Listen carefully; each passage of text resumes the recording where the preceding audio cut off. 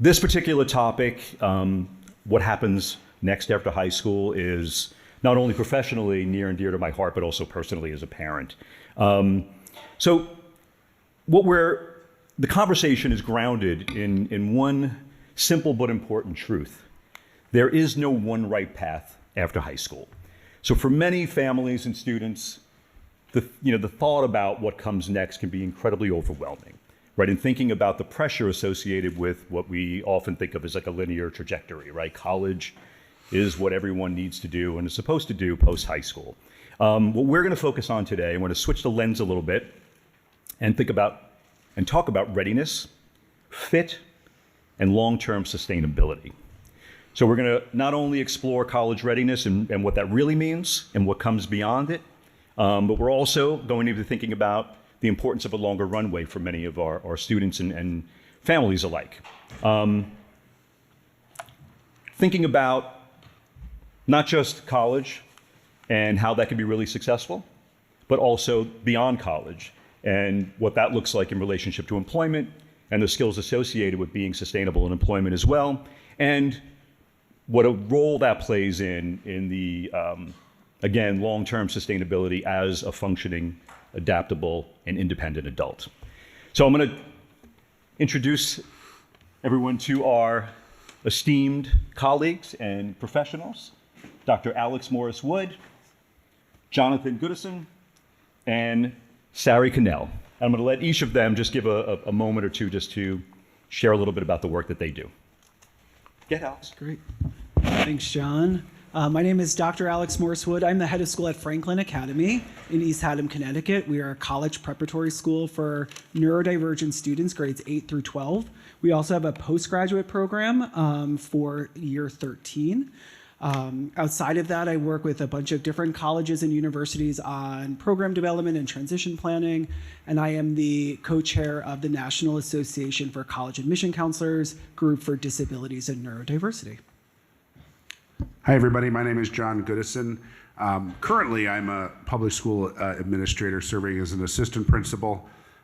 Previous to that, and probably a little bit more relevant to this conversation, I was a special education program director for cumulatively about 10 years between Wallingford and Fairfield. In those capacities, I've run the post-secondary transition program in both towns for our students that were 18, as well as supervising the high school's special education programs and what transition looks like during that pre-graduation phase. Prior to that, I was a special education teacher at Nathan Hillary High School. No way. So, buddies right there. Literally down the street. Also, he knows what I'm talking about, Yeah. in East Haddam, Connecticut. Yes. Who thought we'd find ourselves in Fairfield sitting next to each other, right? Huh. And I was briefly the director of an outplacement for students with disabilities in Niantic called the Lighthouse. So a lot of experience working with the Department of Developmental Services for students on that track, also after high school. Hi, everyone. I'm Sari Cannell. I'm a college advisor with Private Prep. About half of my practice is working with students who have learning differences and ADHD. I became passionate about this raising my own children who are now in their 20s. I previously in my past life was a litigator, so the research, the writing that I do with my students now, the advocacy all came together for me, and I became passionate about this pathway. I went back, I became educated, doing a lot of professional development, and then ultimately segued to private prep, where, again, I handle a lot of students with learning differences. Thank you so much. So we're going to start with college. Is college the right first step? So this is a question going to go to everyone in regards to this. What does college readiness really mean? Alex, would you like to start? Yeah, Sure. go for it. I think the conversation right now around if you're college capable versus college ready is like the buzz conversation happening all over. And I think it is a really important distinguishing factor. When we look at college readiness, I think first and foremost have you had the exposure to college level demands? And I think you cannot be college ready if your environment has not set you up to be college ready. So have you done the independent work? Have you been forced to have, I know this sounds really simplistic, but like homework on your own? Are you taking tests and exams? Are you really living in a space where you are understanding your accommodations versus your modifications? Like the environment really is so important to set you up for college readiness, because if you've not had that experiential learning, it's really hard to make that shift into higher education, which is really policy driven. So with that in mind, to me, college ready is not always about intellectual capacity. It's really about what we used to call soft skills that are like the hardest skills of all time. Distress tolerance, right? Social integration, flexible thinking,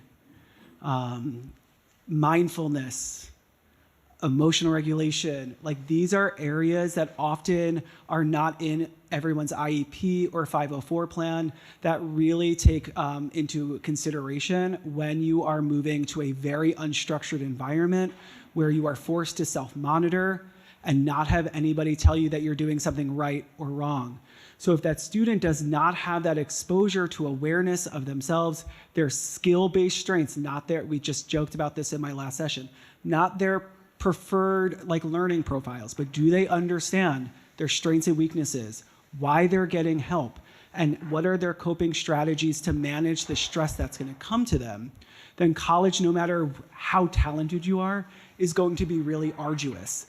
And services are not set up for that type of support, right? Disability services are not going to support your emotional well-being. They're going to just provide access to services. You have to have those compensatory strategies on your own. That's, to me, I think, what college ready is. Yeah, thank you.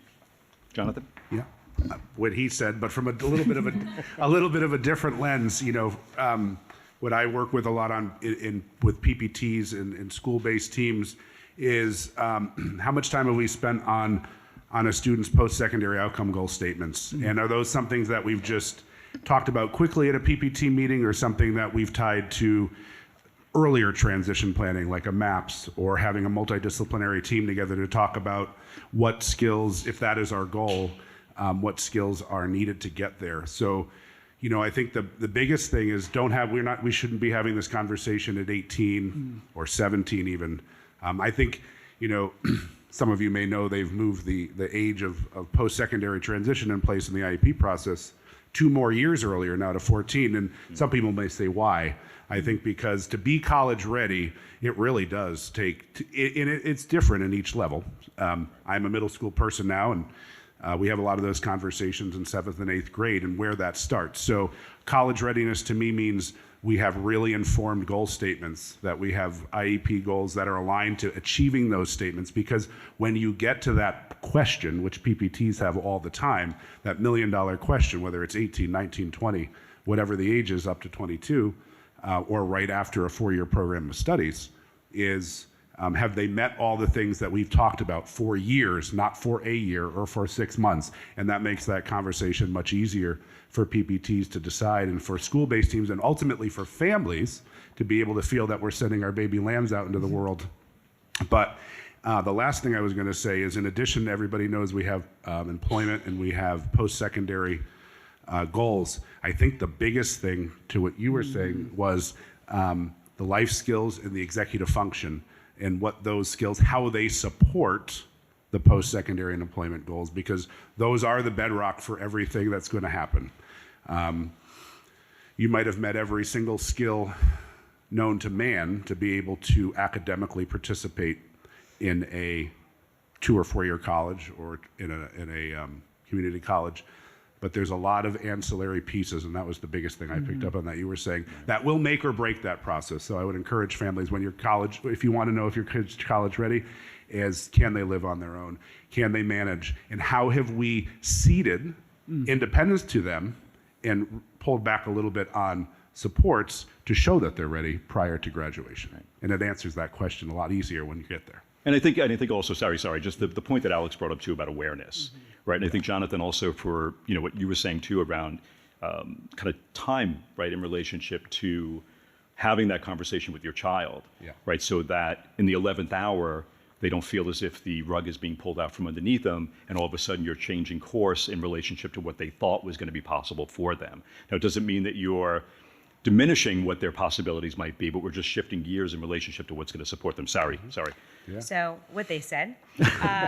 But also, I guess I would think about it in a few different categories. So a lot of the time, parents and students think that, okay, they got through high school, and so college is just the next step, right? But you don't think about all that comes along with it. So I would think about mindset. What kind of a mindset does the student have? Do they understand who they are? Do they understand why they want to go to college? Do they have goals? Are they in it? Are they, committed to it, right? So I would think about mindset. I would think about academically being ready. Can they handle a college curriculum and everything that comes along with that? Can they identify themselves as someone with a learning difference? Do they know how to access their resources? Do they know their strengths? Do they know their weaknesses? Can their skills support a college curriculum and levels of work? So there are a lot of things that fall under the academic category. Then there's the personal category. Can they take care of themselves? Can they set an alarm and wake up on time and get to class without their parents waking them up, without someone else, being accountable for them showing up? Can they do their laundry? Do they know how to balance their academics and their social? And so there are different categories that you need to be thinking about, maturity level. So you have to kind of look beyond just the academics and the transcript and did they get through high school. You have to be thinking of, are they holistically ready? And obviously a lot of growth happens over those 4 years. They're just at the starting point, but do they meet those threshold requirements? So if you dropped your almost graduating high school student off on a college campus and said, okay, I'll see you in a week, what would you expect? Yeah. Sorry, actually, I want to keep you in the hot seat for a moment. Can you continue with that thought pattern, right? What are some of the most common challenges that students face when they go to college too soon? Yeah, so again, you're in a high school setting and you're being bookended by your teachers, your parents. Some parents give a lot of support. They make sure, is your backpack packed? Did you remember to do your homework? Did you study for your test? All those things disappear. Okay, you're given, the baton is being passed and you're now given a lot of independence. So yes, students with learning differences and parents and teams, teachers, you can set a student up with learning differences to continue their growth, assuming that they have that threshold readiness. You can continue supports to make sure that they're successful on the other side. But a lot of times students are not ready to handle the lack of structure that a high school day provides, class to class to class. You're spending more time outside the classroom than you are inside the classroom. You're being given a syllabus in a class and being told, make sure that in 10 weeks from now you hand in that paper or you study for that midterm. No one is on top of you holding you accountable. So a lot of times students can feel overwhelmed with balancing all of this. They don't have the skills in place to manage the workload, know how to read a syllabus, know how to access their resources on campus, know the college language. What is a disability services office? What is the registrar? They don't have those fundamental skills. So, and then there's the mental health side of it. So a lot of times students with learning differences also can have anxiety or other mental health challenges, and those are exacerbated if they're having a hard time transitioning. So again, you want to make sure that you're, as was said earlier, you want to make sure that throughout the high school process you are, setting these kids up for success, right, and making sure that they're ready. Yeah, absolutely. Jonathan, what supports make the biggest difference? Planning early, I think, is the biggest thing. So, that evolves. I think as students get older, the biggest supports, and I'll get into some specifics, but kind of philosophically here, having an idea of recommending making PPT recommendations and making school-based teams making recommendations through the lens of post-secondary transition, not necessarily from the current looking back. What am I trying to say? Always looking forward first in making decisions for the now, I think is the best way I could probably put that. That informs everything from academic supports, service level. How are we increasing or decreasing services? What are we looking at for at an age appropriate time to be able to see, for lack of a better term, what our child can do in the confines, in the comfy confines, in my case, of public education, where they're allowed to take some risk and they'll be well supported. And having that trust between the families and the district to be able to be okay with trialing things, with being able to get data and go back to the table and try other things, because that point, and if we're doing that to my original point of doing early, if we're having those, we really have a good idea by junior and senior year of where our child is. Some of the biggest supports, I think, are from an assessment standpoint, doing transition planning inventories, I think, are a good third party, because we have mom and dad, we have parents who see our child as one way, we have the school district who probably see many of the same things but also come to that from a different lens. I would encourage you to talk to your teams about what transition assessments look like, not just when we're about to graduate or age out, but in where you do that within the continuum of high school. I'm not sure we'd be doing those so much in middle school, is important. I think doing something like MAPS planning or futures planning, where you're informing those post-secondary outcome goal statements, where you have parents, brothers, friends, sisters getting together with the school-based team to say, this is how I see my child, and planning together. So then you have really tight goal statements, which drive really tight goals, which drive important services for age-appropriate milestones moving forward. Great, thank you.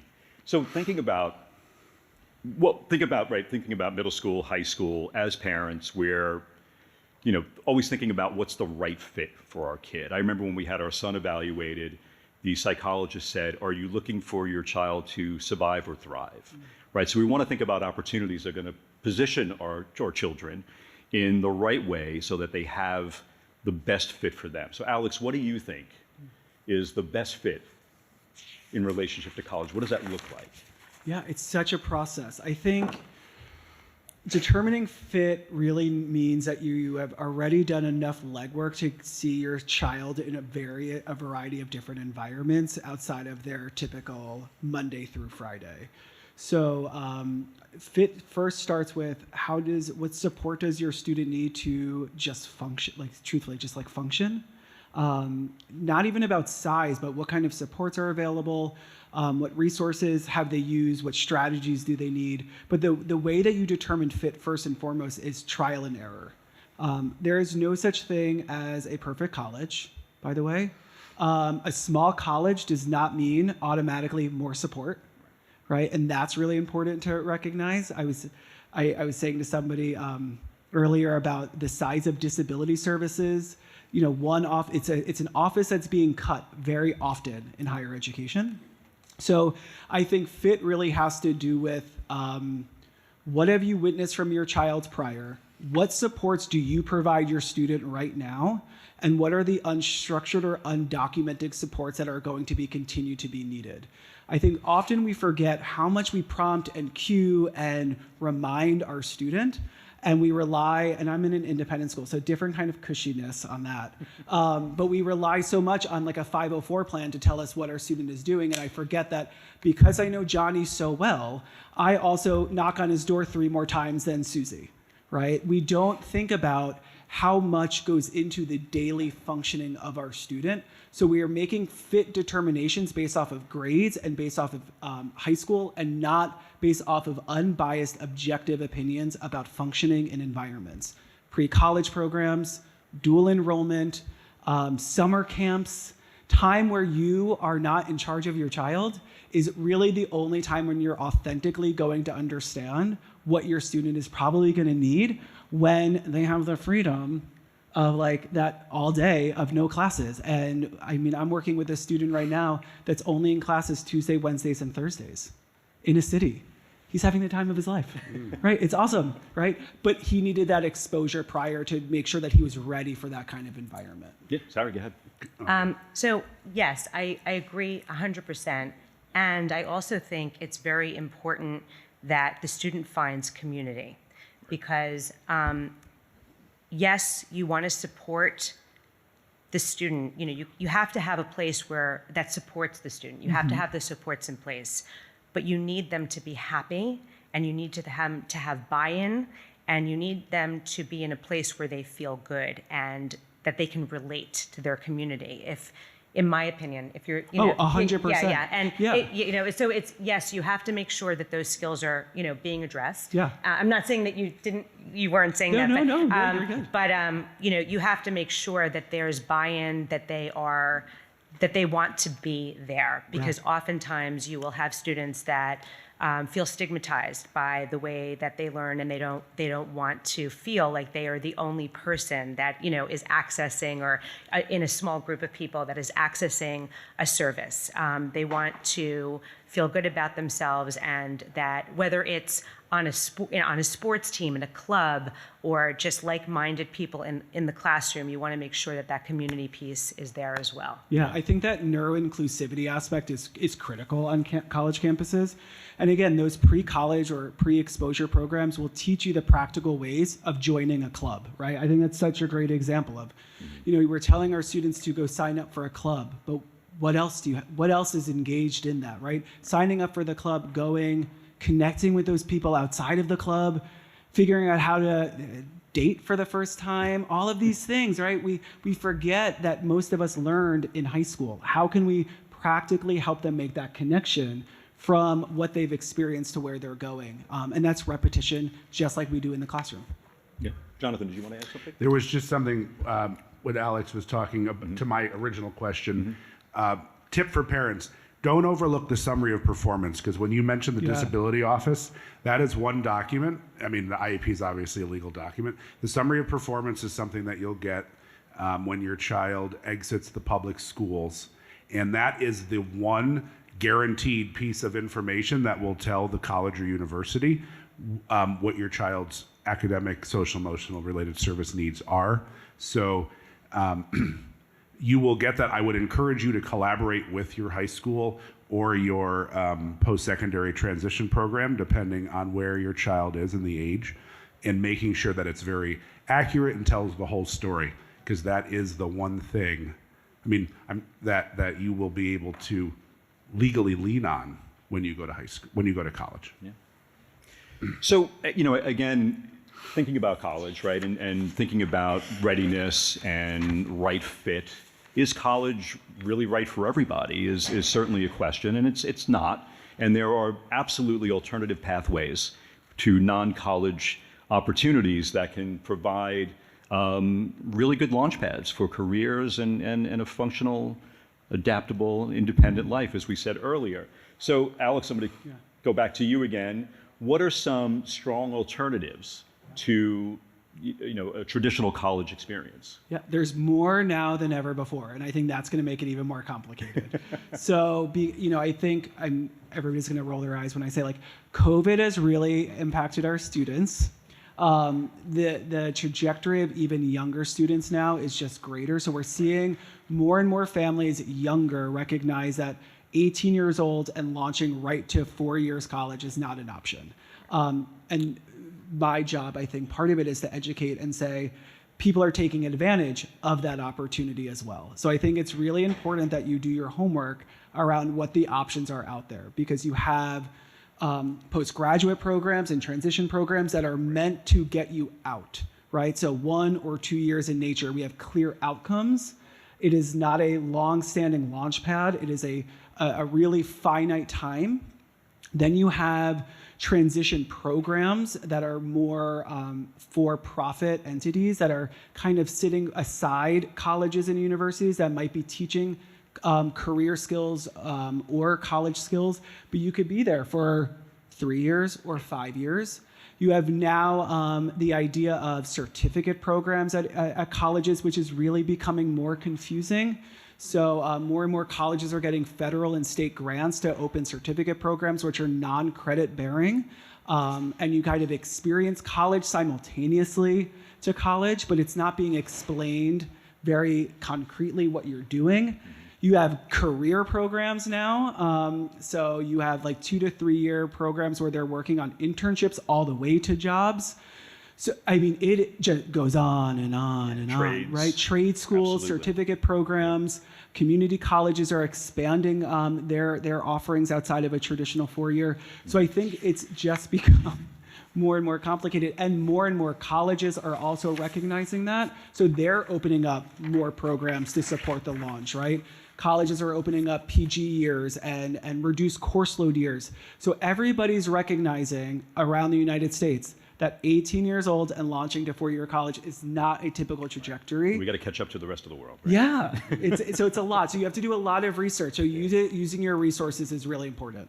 Yeah, thank you. And I mean, even obviously, if we had another 2 hours to discuss this, thinking about AI and everything involved with that in relationship to how do we get our students ready for that. But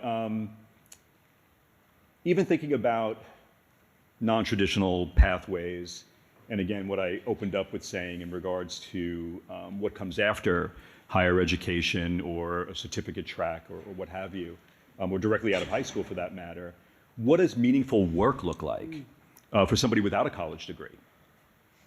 Let's give that to everyone. So Sarah, do you want to start? Yeah, I think it depends what the goal is. So if it's a student that is not ready to go to college, meaningful work is some sort of a job that allows that student to build the readiness skills that they need to get to college. So for instance, if it's someone who really struggles with executive function and accountability, showing up on time, consistency in doing work, someone who's socially challenged, the ability to work with others in a work setting, it really is defined by the goals. And if it's someone who doesn't want to go to college, a pathway that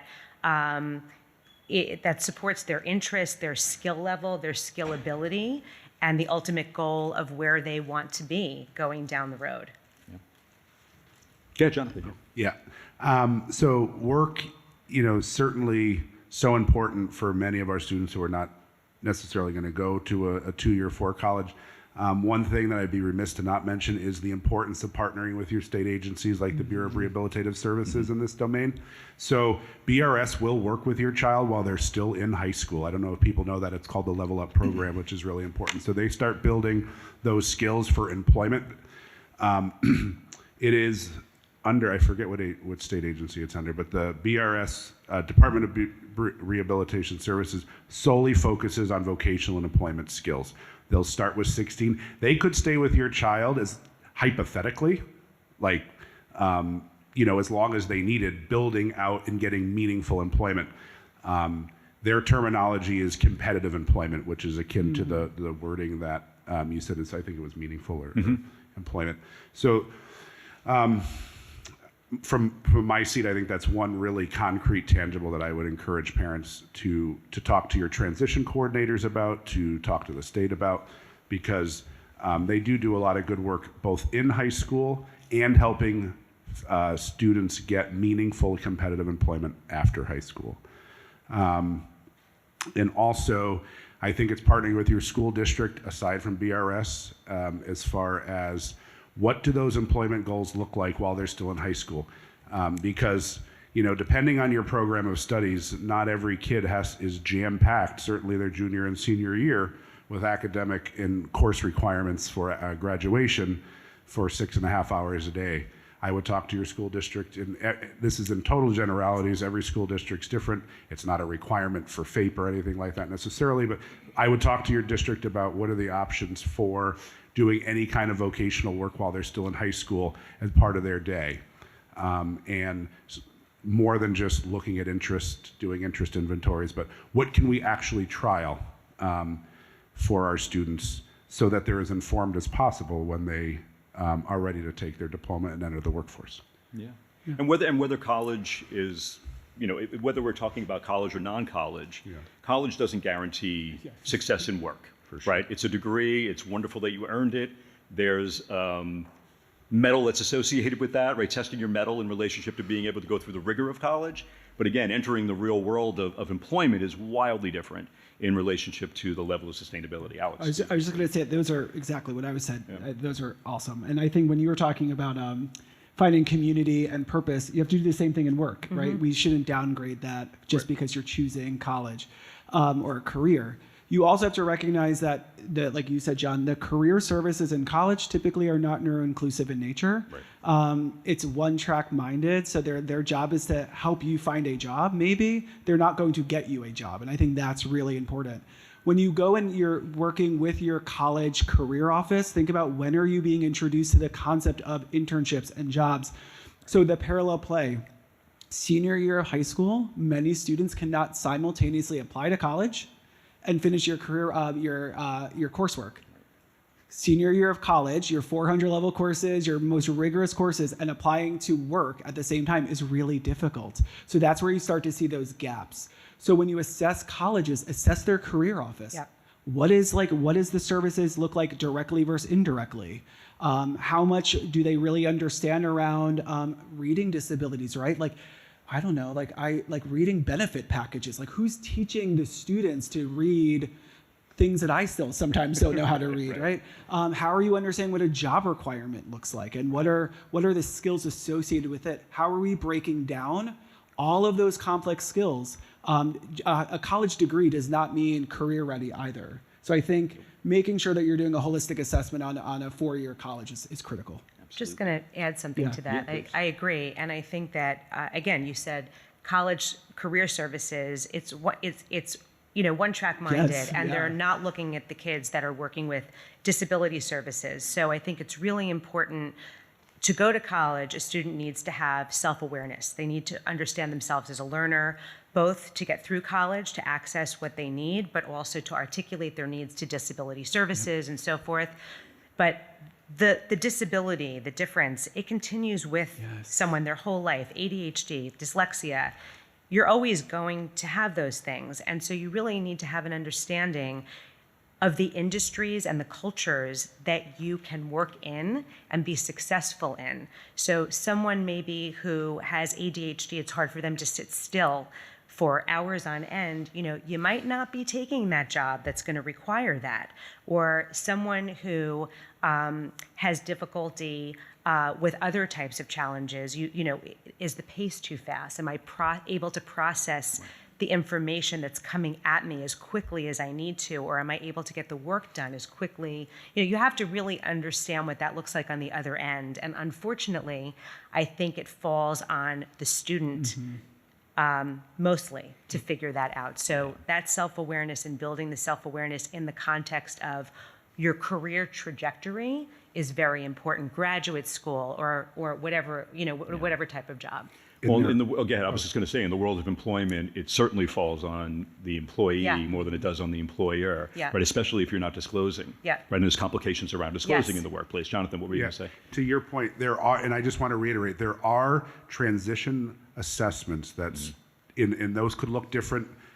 There's a variety of them. Again, not specific to a district. I'll plug Fairfield. I think we do it very, very well. But I would encourage you to have that conversation with your teams, because to your point, not only is it just for the parents and the guardians in the school, it also helps young adults reflect on what employment skills are going to work best for them. They're not tests to say if you are or not employable. They're really to look at strengths and weaknesses from an empirical kind of a non-negotiable, non-blurry way of so everybody can see where the right path might be, and then that allows that young adult to be able to pair that with interests, and that also play to their strengths, and then you're on your way for really looking at a tight path forward. Right. So let's just think a little bit about, we talked about readiness for college, and again, we're going to run out of time very quickly because an hour goes really fast when you're talking about these things, so I'm going to try to move things along. But what does employability readiness look like?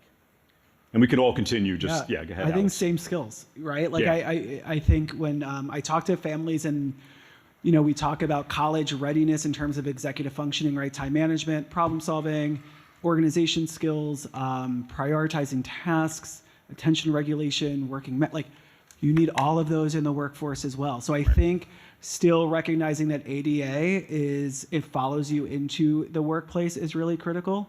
So to me, I really try hard as a high school not to discern between these are college readiness versus career readiness skills. These are lifelong skills that you're going to need. I think I get more annoyed at work than I did at college, right? Like my distress tolerance has to be stronger as an adult than it did when I was 19. Right. So I think really it's important for young adults now to recognize that skill-based acquisition is universal. It is not just akin to a 4-year structured learning environment. Awesome. Thank you. Anybody want to add anything? I agree. Awesome. Yeah, I think, listen, we've touched on a lot in relationship to both college and non-college tracks in all of the responses to the question. So I'm going to move ahead to transition programs and bridge years. I know we talked a little bit about that already in regards to the non-college track or alternatives. But Alex, who do you think benefits from a transition year or two most? Parents. I swear, I really do. I really think so. I swear. We have a postgraduate program where our students are typically coming from day schools and then go into our boarding environment. And while our students love it because they're experiencing freedom and all of the great stuff that we were just talking about, we forget that parents also go through their own separation process. So a bridge program also allows for you as parents to take a deep breath and scaffold that really big separation that exists at first, right? So funny, but yeah, I think parents honestly benefit the most from it. Well, I think, again, just because this is near and dear as well, it does give that time, right, for the parent to step back a little bit, but still have contact and communication that they won't have in college, especially in the world of employment and where our kids move out. Parents need the safety net. Absolutely. Jonathan, what were you going to say? Yeah, there is certainly a significant population of students who live somewhere in a nebulous range on the continuum. We are not students with intellectual disabilities that are maybe going to get certain services that are very clear for those families. We're not students that are destined for a trade school or a 4-year college. I think who it benefits the most, whether it's employment or post-secondary, I don't think it really matters, is the student who just took 4 years of high school, who had a relatively, the majority of their time is focused on a program of studies, with the 7 to 2 time frame. And the ability to be able to focus on and tease out certain soft skills that we need to develop a little bit for a year or two as the engine to be able to put all of that good academic work in motion.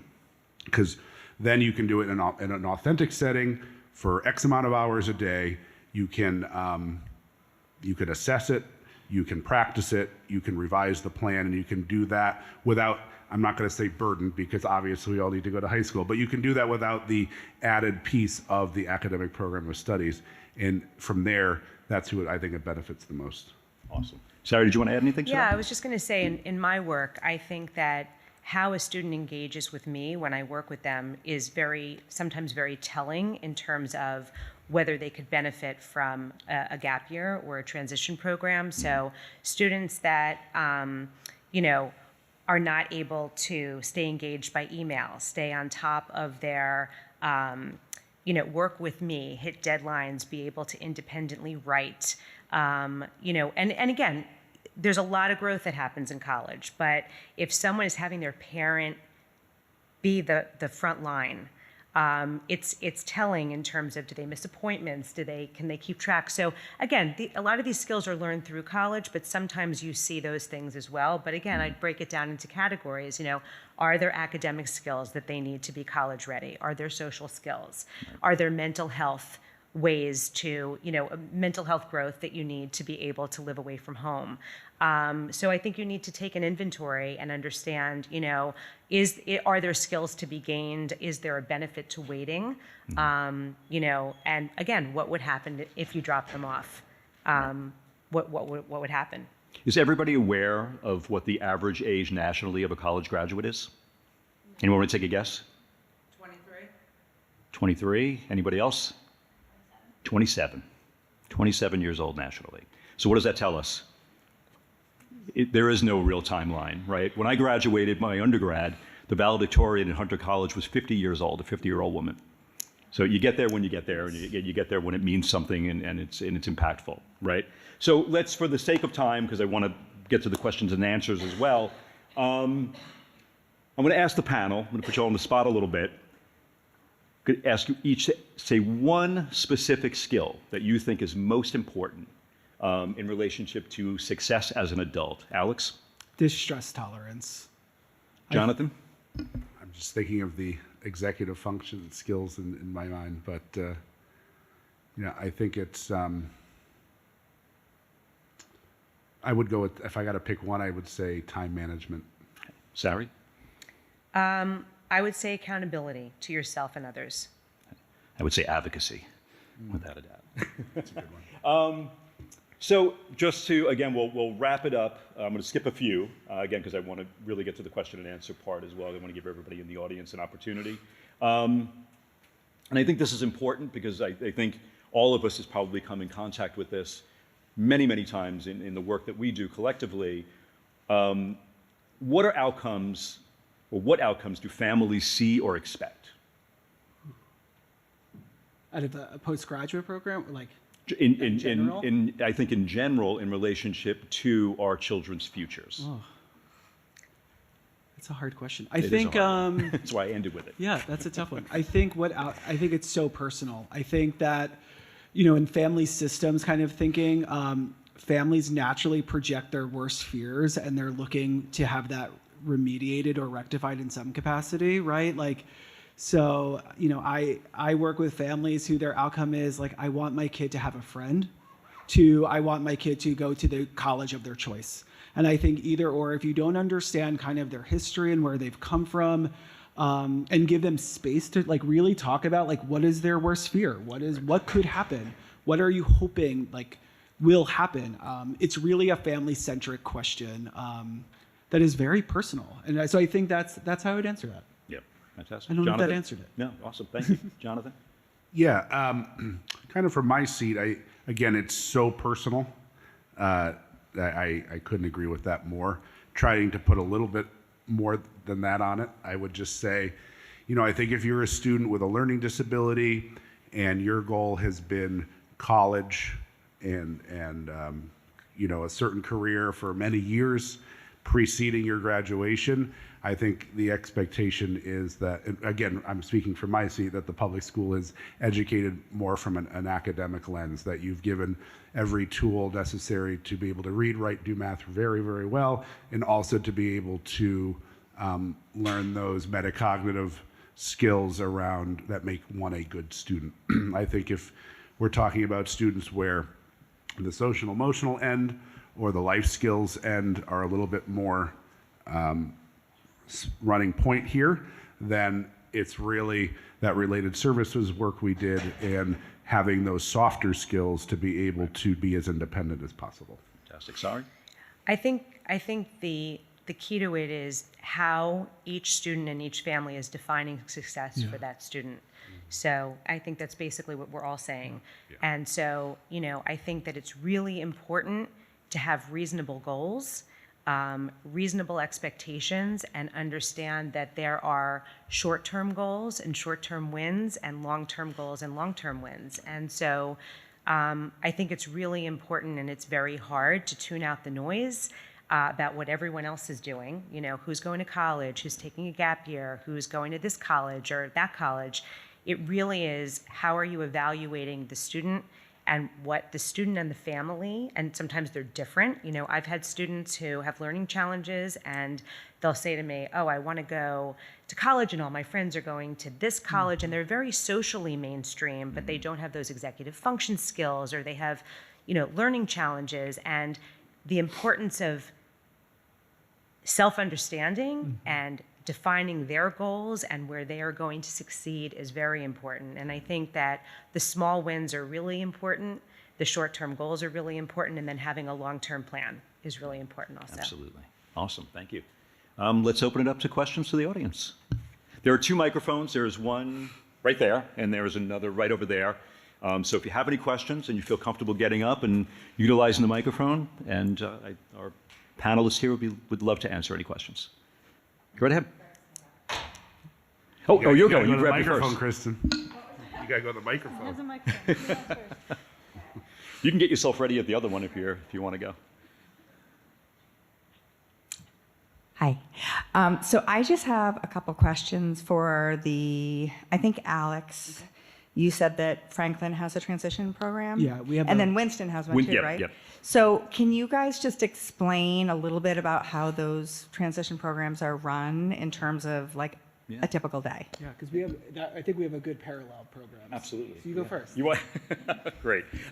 So transitions for Winston Transitions is really the way that I've designed it and always approached it is an all-encompassing life program is the way that I like to look at it, right? With this, continued academic growth and development built into that, but from a very practical application approach, right? So thinking about all the things that we've been discussing in relationship to skills that are essential for adult life, but can also translate very well or transfer very well to higher education, and then even beyond that into the world of employment, which again is my personal soapbox.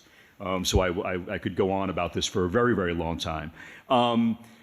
And then that social emotional piece, right? And again, thinking about how we're providing this longer runway with these essential skills, but also building in this greater level of autonomy, right? Because it is the individual's life, right? We covet our children, we want to make sure that they're safe, but we also have to realize that we have to let go, as we were saying earlier, right? So creating a structure that's still somewhat similar to high school, but yet has this bridge away from that, leading into either higher education or directly into the world of employment, depending on where that student falls in relationship to their readiness, their abilities, and what makes sense for them moving into adulthood. So we're setting our students up in internships, focusing on the internship as the vehicle for employability skill building, right, and associated all those skills, especially the soft skills that you mentioned, those are paramount to success in any place. So do they come to Winston, like other than if they're at their internship, would they come to Winston for class? I'm sorry. Yeah, so the kind of the nuts and bolts of the program. Yeah. Yeah, so we're a full day I'm program. an advocate, so I'm trying to get this fantastic. information. No, so we're a full day program. We offer 6 courses throughout the day. It's 5 days a week. We're not a residential. We're located in New York City. We also have a campus that we opened up in San Francisco 3 years ago. But we're not, non-residential day program. So commuting into the city, we have kids that come from Westchester and Connecticut, as far up as Fairfield as well. We're not solely for Winston Prep. We have most of our kids, probably about 85 to 90% of our kids are coming from outside of Winston Prep. So public schools and local private schools as well. So they're engaging in coursework, they're engaging in our one-to-one focus program, which is really for us at Transitions, geared more around problem solving, planning, executive functioning, skill building, and social emotional growth and development, being staffed by social workers primarily. And then the internship piece of the program. So just to give you an idea of that, once we identify and our clinical and social emotional understanding of the student and their needs, from an employability standpoint, we identify an internship that makes sense for them and to serve and support the greatest area of need. That's the paramount piece of that, as opposed to, hey, you want to be a game designer, we're going to get you an internship at a game company. That's not how we approach it. We want to make sure that we're building in all these essential skills so they can be transferable. So typically they're doing 2 days a week at about 5 hours a day. They're out of the building those 2 days, and they're in 3 days a week. That's typically how it works. Now, it might vary from student to student, but that's the goal. So in Franklin College Connections is our postgraduate program. It is basically a semester of college spread around a course of a year. So our students will take up to 12 to 15 credits. Our goal is that they're taking them in general education and interest-based courses, either at our local community college or through our agreement with the University of Connecticut. So if they're not ready to go to the scary world of college, they could take their coursework on our campus. We are residential, so we are working simultaneously on the social integration, the independent living and executive functioning skills. All of our students have an academic advisor and a student life advisor so that we can assess them in real time, kind of where are they coming in, what are the skills they need to work on, and what does that mean for the next place. So we're really working on the launch through scaffolded introduction to the rigors of higher education. And so there's no commuters. We have one commuter.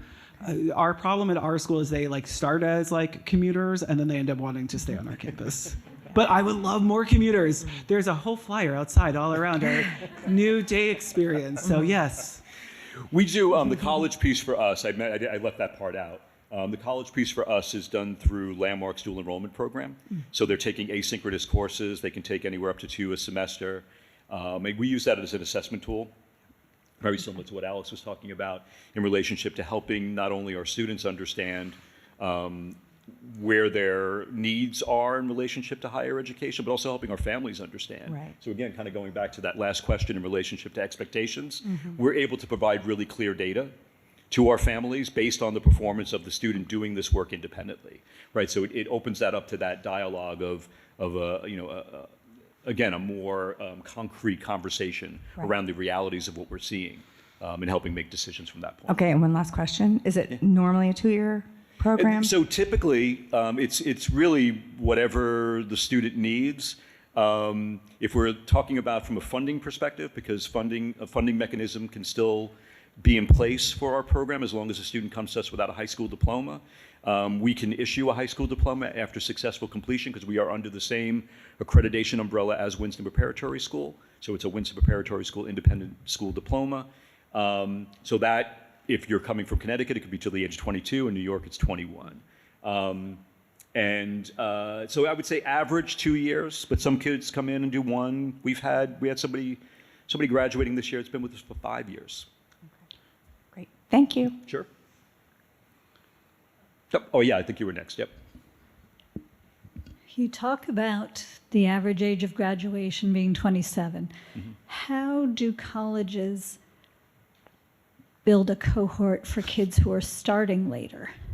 How do they get their social peers and their structure? Because freshman year for all of us was a big party of everybody 18 years old. How does that look for our kids coming in later? So I was a VP of enrollment. So I will be very honest. We are not focused on the alternative aged entry. So college admissions and college, the first year experience is still geared towards that 18 and 19-year-old student, unless you're a transfer student, and then you fall into this whole other category. So unfortunately, while statistically, we have seen that college graduation is now like a 6-year average. The college graduation age is 27. The student life component of higher education still really looks at you as a traditional first-year freshman, a transfer student only, and then maybe there will be some small connections that they try to make if it's a small college around the 21-year-old entry. So it is a really big problem. So part of what we have to do in the work is if you are going in older,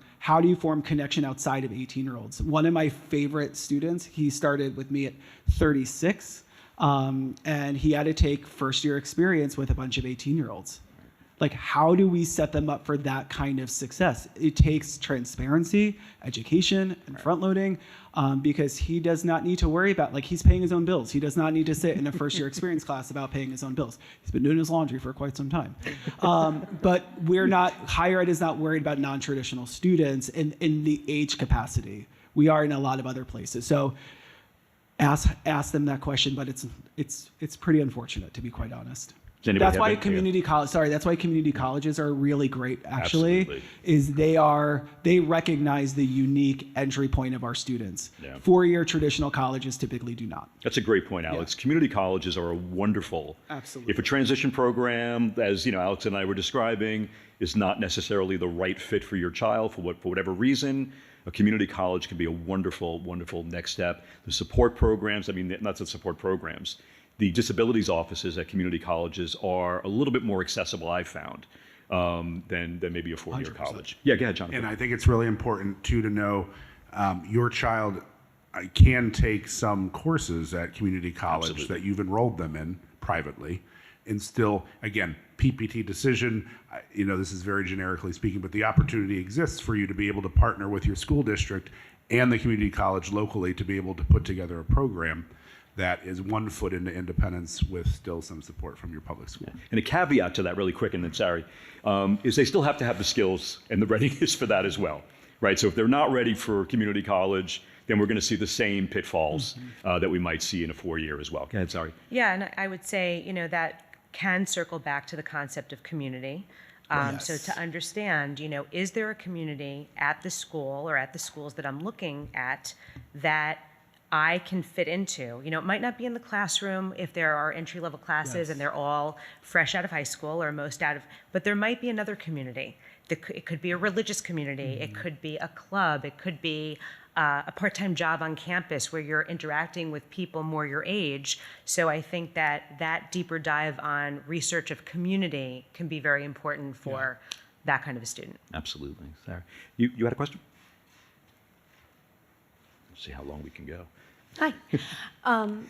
My question is, and I've already heard some great ideas in terms of like transition planning inventories, but when you have a student, a child who maybe isn't the best or their strongest trait isn't the self-monitoring that you expressed, and the school team and the parents maybe are on a different page than the child is in terms of their future and transition planning, do you have any suggestions or other ideas in terms of how you could get them to that place? Obviously, starting early is huge, and like you said, self-monitoring inventories and things like that, but do you have any suggestions in terms of how you can get them to be maybe on the same page as you, or maybe in a more realistic mindset of what they're, not just what they're capable of, but maybe what would be best for them and playing to their strengths?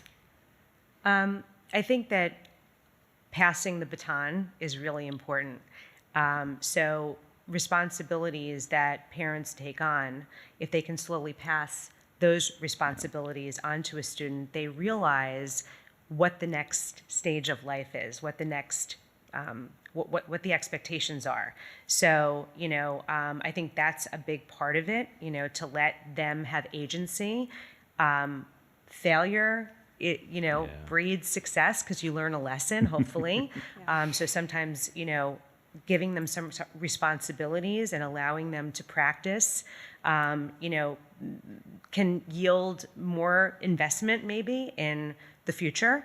And I also think that identifying authentic interests is very important. Right. That's part of the process, right? So, young